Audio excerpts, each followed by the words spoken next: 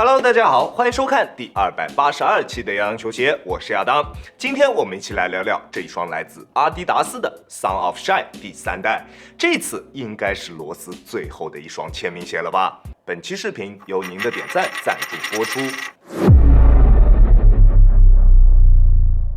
上一代的 Son of Shine 整体来说可以说是非常没有诚意的一个鞋款，和一代完全相同的中底和大底，只是在鞋面方面针对一代的不足做出了一点修改，而这一次的3代在外观方面做出了全方位的改变，不管是大底、中底还是鞋面，跟之前的2代都不一样。在配置方面还是跟之前一样的全掌 bounce， 不过这一次它在球鞋的外侧做出了几乎全方位的 TPU 包围，但是它并没有把它的这个中底给包进去，跟我们国产的那些公式鞋款不太一样。鞋面使用了大面积的工程网布，脚踝处的鞋面依旧是跟之前2代一样，用了太空棉的材质，单支42码的重量414克，重量控制做的比较一般。在尺码的选择方面，我平时耐克穿42.5，李宁穿42，这一双鞋我选择42码还是比较合适的，你可以适当参考一下。球鞋的鞋楦对于脚型的包容度还是比较广的，大部分脚型都可以选择这一个鞋款，并且都可以在它身上得到比较不错的包裹体验，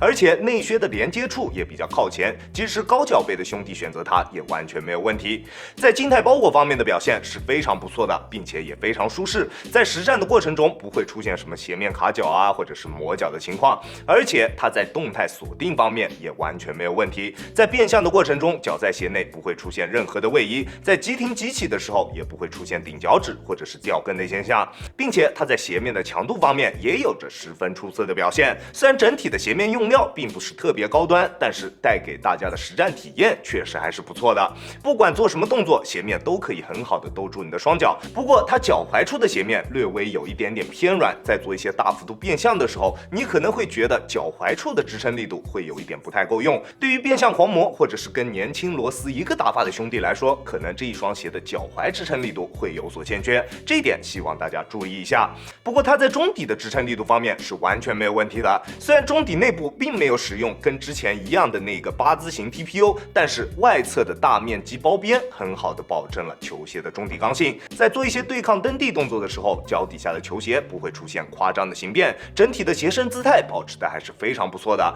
整体的强度表现完全没有问题。但是它的中底缓震表现依旧不是特别出色，甚至可以说是有点糟糕的。中底依旧使用了跟之前一样的全掌 bounce， 并且在调教方面比之前所使用的 bounce 要软了很多，但是由于中底厚度太薄，导致了这一双鞋在缓震方面表现的比较糟糕，比之前我穿过的那些搭载全掌 bounce 的篮球鞋还要更差一点。我180斤的体重，在正常的实战过程中也会有明显的震脚感出现，如果你对于缓震有一定的要求，这一双鞋一定不适合你，并且因为它中底的调教偏软，再加上它弧形的外底设计，在后跟处的立线会有一点点歪，好在它在后跟处做出了全方位的 TPU 包围，让它的稳定性得到了保证，不至于出现什么伤病的风险，这一点大家可以放心。但是它的中底厚度确实比之前的要薄很多，场地感表现非常的不错，并且在反应性方面的表现也同样十分出色，在发力蹬地的过程中，脚底下不会有任何的泄力感出现，但是因为中底并没有之前的那一块8字形的 TPU 置入